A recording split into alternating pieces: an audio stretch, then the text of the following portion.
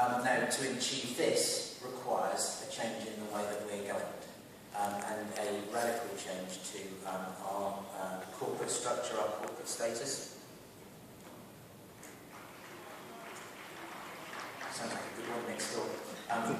So, just to kind of illustrate the scale of the change that we're talking about, this is £24 billion on a graph. You can see that we are, by the end of our next sort of 5-year, let's call it regulatory period, we're going to be delivering a 4-fold increase in the amount of money that we're spending.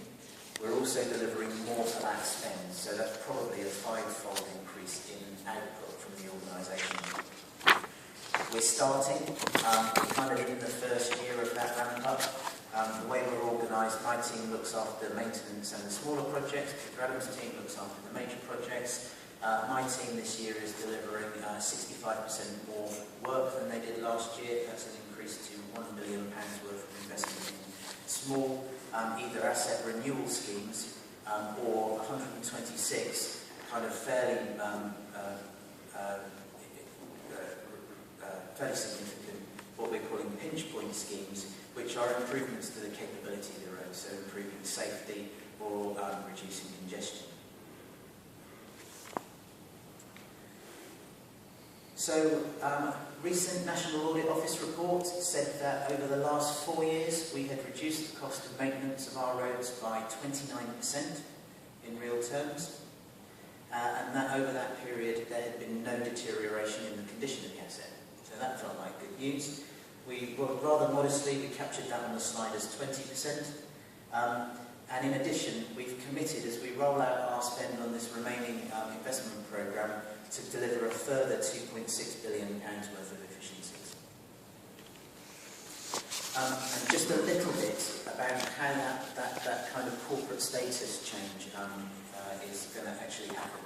You know, what we said to government is, we can't deliver the increase in output, the increase in the quality of what we do, and manage that with minimal disruption and deliver the efficiency benefits unless you change the way that we're run.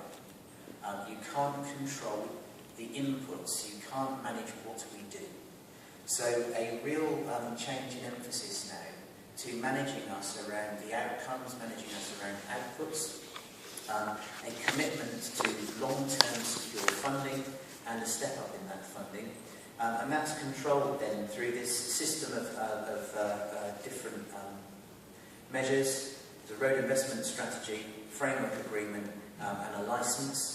All of those are being put in place by the infrastructure bill, which is going through Parliament at the moment and is travelling through on the timetable that it was planned to travel throughout, which is good.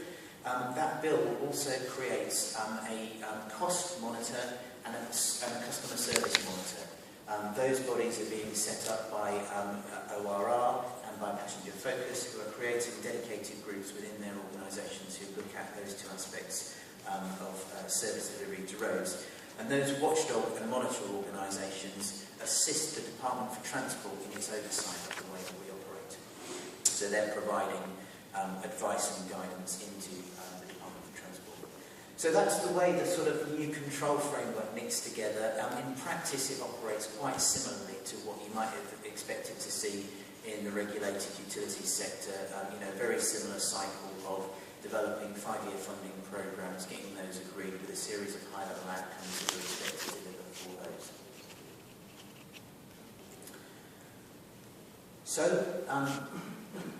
you know, really genuinely huge ambition in terms of better performance, significant structural change, and it was probably only as I sort of started putting slides together for this event that I realised how much asset management and the broader concept of asset management systems was crucial and underpinned what we were trying to do.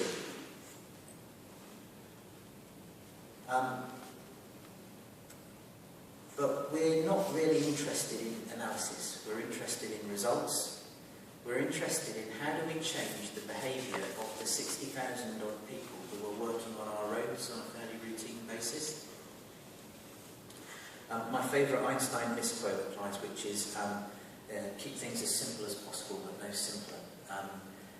You could probably further misquote that as saying it's what you do with it that counts. So all of this intelligence, all of the information systems, all of the tools that we're developing are no good unless you can deploy them. So I've just listed here, paraphrased from our draft asset management policy, the core principles about how we go about looking after our assets. So the really important starting point is remember that the assets exist to provide a service. They're a means to an end. They are not the end in their own right. Remember that people are key, and critically, information and intelligence about the assets, about how they perform, and about how they deliver service are core business for the highway agency. Quite a small statement, but that is informing our thinking about what does our future operating model look like, what services do we provide ourselves, what services do we buy from the market. Absolutely core is